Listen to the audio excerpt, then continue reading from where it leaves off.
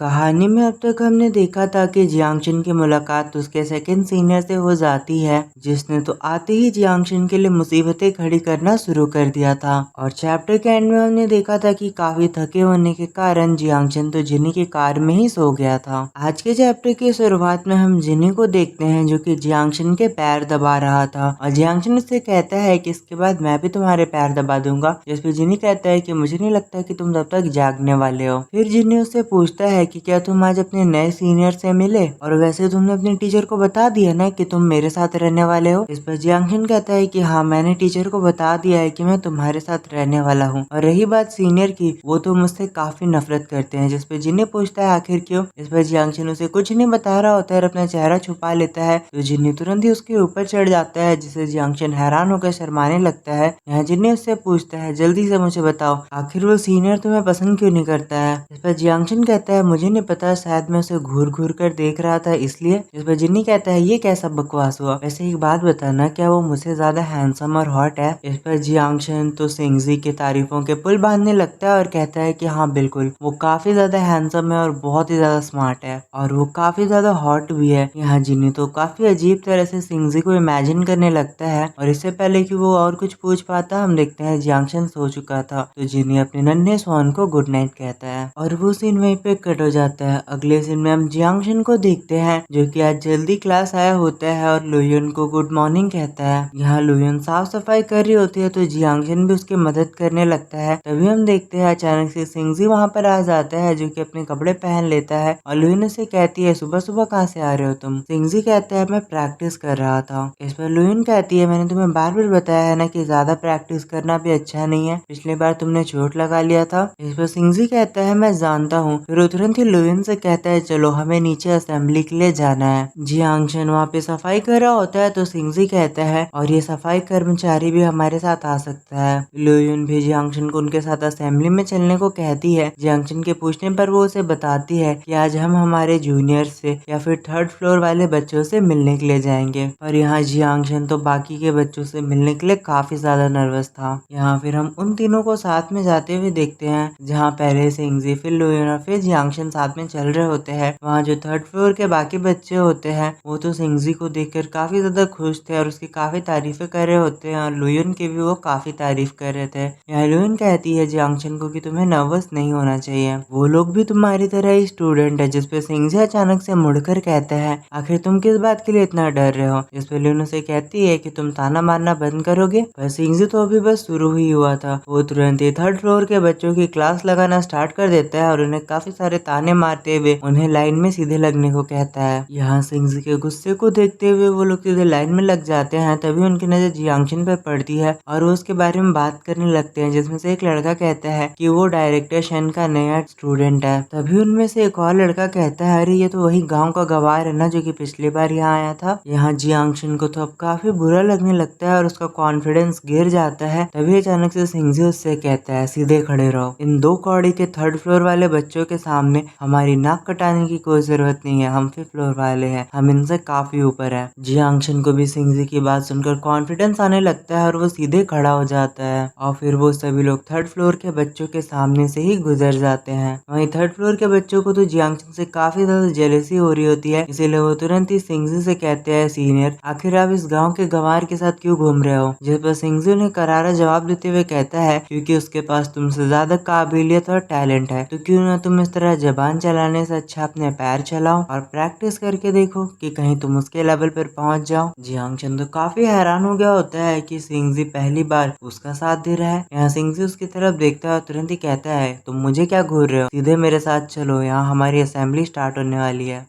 अब वो सीन वहीं पे कट हो जाता है। अगले सीन में हम थर्ड फ्लोर के कुछ बच्चों को देखते हैं जो कि आपस में बात कर रहे थे। यहाँ एक लड़का कहता है कि क्या वो नया लड़का इतना ज्यादा अच्छा है कि उसे सीधे ही फिफ्थ फ्लोर पर जाने का मौका मिल गया। यहाँ एक दूसरा लड़का कहता है कि कितनी गलत बात है, हम सालों से मेहनत करते आए हैं पर आज तक हम केवल थर्ड फ्लोर पर ही पहुंच पाए, हमने फिफ्थ फ्लोर पर जाने का सपना भी नहीं देखा। और एक लड़का कल का आया एक लड़का तुरंत ही फिफ्थ फ्लोर पर पहुंच गया। हमारे साथ हमेशा ही ऐसा होता है, कोई ना कोई आकर आकर हमारी जगह चुरा लेता है। यहाँ दूसरा लड़का कहता है कि मुझे भी लगता है कि वो कहीं ना कहीं से जुगाड़ बैठा कर यहाँ आया है, आखिर वो हमसे बेहतर कैसे हो सकता है। यह जियांग चैन, लुयुन और सिंगजी वो सभी उनके बातों को सुन रहे होते हैं। यहाँ लुयुन तो जियांग चैन को कहती है कि तुम चिंता मत करो, तुम अपनी टैलेंट को काफी जल्दी उन सभी के सामने लेकर आओगे और उनके मुंह को बंद कर दोगे। पर यहाँ सिंगजी तो तुरंत ही लुयुन से कहता है ये सब बकवास बातें बताना बंद करो, ये प्यार व्यार कंफर्ट वगैरह बकवास है, जियांग चैन को हमेशा उसकी जगह मालूम होनी चाहिए। यहाँ लुयुन तो तुरंत ही उसे कहती है कि तुम अपने बकवास बंद करोगे, यहाँ मैं जियांग चैन को कॉन्फिडेंस दिलाने की कोशिश कर रही हूँ। इस पर सिंगजी कहता है ये थर्ड फ्लोर वाले तो एकदम दो कौड़ी के नकारा है और इनकी बातों से मुझे एक पैसे का फर्क नहीं पड़ता है, और तुम करो जियांग चैन के साथ ये मोटिवेशन और कॉन्फिडेंस की बातें, मेरे पास बच्चा खिलाने का बिल्कुल समय नहीं है। यहाँ जियांग चैन तो हैरान हो जाता है, सोचता है क्या इन लोगों को मैं बच्चा दिखाई पड़ता हूँ। यहाँ जियांग चैन सैड होने लगता है तो लुयुन नोटिस कर लेती है और तुरंत उसे बताती है कि सिंगजी की बातों पर ध्यान मत दो, वो थोड़ा टेंशन में है क्योंकि कुछ ही दिनों में उसका 18वां बर्थडे आने वाला है और उसमें एक काफी बड़ा परफॉर्मेंस वो करने वाला है। इस पर जियांग चैन तो काफी ज्यादा हैरान हो जाता है और कहता है काश मैं भी इसमें हिस्सा ले पाता। जिसमें लुयुन कहती है कि तुम पार्ट ले सकते हो, पर जियांग चैन कहता है कि मैं तो अभी अभी नया आया हूँ। तो लुयुन कहती है कि तुम चिंता मत करो, मुझे तुम्हारी काबिलियत पर पूरा भरोसा है। यहाँ फिर जियांग चैन सिंगजी के डांसिंग स्टाइल के बारे में लुयुन से पूछने लगता है, तो इस पर लुयुन उसे बताती है कि सिंगजी ऐसे डांस करता है कि मानो वो हमेशा इस तरह से डांस करता है जैसे कि वो अपने घर पर हो, इसीलिए वो हमेशा रिलैक्स रहता है। और लुयुन उसे कहती है कि जब तुम उसे देखोगे तो तुम समझ जाओगे। और जियांग चैन जैसे ही सिंगजी को डांस करते हुए देखता है वो हैरान हो जाता है क्योंकि जो सिंगजी की स्पिरिट होती है वो काफी फ्री थी। यहाँ लुयुन तो तुरंत ही जियांग चैन से कहती है क्यों ना तुम भी जाकर ट्राई करो, पर जियांग चैन उसके लिए मना करने लगता है और कहता है कि सीनियर मुझे कभी ऐसा नहीं करने देंगे। लुयुन कहती है ऐसा क्यों, जिसपे जियांग चैन कहता है क्योंकि वो मुझे पसंद नहीं करते हैं। पर लुयुन अभी भी उनका हौसला बढ़ा रही होती है। फिर जियांग चैन तुरंत ही मोटिवेट हो जाता है और सोचता है मुझे अब और भी ज्यादा प्रैक्टिस और मेहनत करनी होगी, जिससे लुयुन के भी चेहरे पर स्माइल आ जाती है। अब अगला सीन हमें जिन्नी का दिखाया जाता है जिसके चेहरे पर चोट लगी थी। वो अपनी कार में आकर बैठ जाता है और अपने चेहरे पर बैंडेज लगाने लगता है ताकि वो उस चोट को छुपा सके, और वो सोचने लगता है कि आखिर अब वो जियांग चैन से कैसे बचेगा। यहाँ उसका ड्राइवर भी उससे ये कह रहा होता है कि यंग मास्टर मुझे नहीं लगता है कि ये चोट छुपने वाली है, जिस पर जिनी कहता है कि मैंने उन कामचोरों से कितनी बार कहा है कि मेरे चेहरे पर अटैक ना करे और उन्हें केवल मेरा खूबसूरत चेहरा ही दिखता है। अब इसमें बेचारा ड्राइवर क्या ही जवाब दे पाता। और जिनी कहता है चलो अब हम जियांग चैन को लेने जा रहे हैं, और वो सीन वहीं पे कट हो जाता है। अगले सीन में हम जियांग चैन को देखते हैं जो कि जिनी की कार में एंटर कर रहा होता है। वो जिनी का नाम पुकारता है पर जिनी उसकी तरफ नहीं दिखता तो जियांग चैन को लगता है वो सो चुका है। जियांग चैन बार बार उसका नाम पुकारता है और उसके पास जाता है और वो नोटिस कर लेता है कि जिनी जागा हुआ है। जियांग चैन तुरंत ही उसे पकड़ता है और उसके ऊपर आ जाता है। वो दोनों काफी क्लोज हो जाते हैं और काफी हैरान होकर एक दूसरे की तरफ देख रहे थे। जियांग चैन तुरंत ही उसे पूछता है कि तुम्हारे चेहरे को क्या हुआ, आखिर किसने तुम्हें पीटा है, और वो सीन वहीं पे कट हो जाता है। अगले सीन में हम जियांग चैन को देखते हैं जो कि जिनी के चेहरे पर दवाई लगाने के लिए तैयार होता है, पर जिनी बिल्कुल भी इसके लिए तैयार नहीं था, वो दूसरी तरफ देख रहा था। पर जियांग चैन फिर भी उसके चेहरे पर दवाई लगा देता है और उसे पूछता है क्या तुम्हें दर्द हो रहा है, जिसपे जिनी बताता है कि नहीं मुझे उतना दर्द नहीं हो रहा है। और जियांग चैन गुस्से में उससे कहता है आखिर तुम हर बार इतने पिट कर कहाँ से आ जाते हो। तभी अचानक से जिनी जियांग चैन को क्लोज जाने लगता है और जियांग चैन से पूछता है क्या हुआ, मुझे एक बार फिर से तुम्हें फूंक कर ठीक करना होगा। तभी जिनी अचानक से दूसरी तरफ देखते हुए कहता है कि मैं इस बार चाहता हूँ कि तुम कहीं और ब्लो करो। यह जियांग चैन से पूछता है तुम्हें और कहाँ चोट लगी, रुको मैं दवाई लेकर आता हूँ। और इस बेचारे जियांग चैन को तो कुछ समझ ही नहीं आता है और तुरंत ही दवाई उठाने पहुंच जाता है। तभी जिनी भी बात बदलते हुए कहता है कि बहुत जल्दी मेरी एक फाइटिंग मैच आने वाली है, क्या तुम उसे देखने के लिए आओगे। पर जियांग चैन इसके लिए मना कर देता है क्योंकि उसे प्रैक्टिस करना है। फिर जियांग चैन एक मैगजीन में देख रहा होता है एक बॉक्सर की फोटो और उसकी काफी तारीफ कर रहा होता है, तो जिनी तुरंत ही मैगजीन को छीन लेता है, जिससे जिनी को जेलसी होने लगती है और वो तुरंत ही मैगजीन को छीन लेता है और पेज पलटते हुए दिखाता है कि वहाँ उसकी भी फोटो आई थी, जिससे जियांग चैन काफी हैरान हो जाता है। फिर जिनी उससे कहता है मेरा मैच देखने आओ, मैं तुम्हारे लिए काफी अच्छी जगह बचा कर रखूंगा। इस पे जियांग चैन कहता है बिल्कुल भी नहीं, मुझे अपने स्टूडियो पे डांस करना है। जिनी तो तुरंत उसे कह देता है आ जाओ ना, वैसे भी तुम्हारा सीनियर तो तुम्हें पसंद भी नहीं करता है, ताकि तुम्हें उसके साथ क्यों रहना है। इस पर जियांग चैन कहता है तुम्हें पिटते हुए देखने से अच्छा तो मैं अपने सीनियर के साथ ही रह लूं। इस पर जिनी तुरंत ही उसके क्लोज चला जाता है और उसे गाल खींचते हुए कहता है तुम्हें लगता है कि तुम्हारे अंदर आजकल काफी हिम्मत आ रही है। और बस उन दोनों के बीच में यही बहस होती रहती है। जियांग चैन कहता है मैं नहीं जाऊंगा, जिनी कहता है तुम्हें आना पड़ेगा, और वो सीन वहीं पे कट हो जाता है।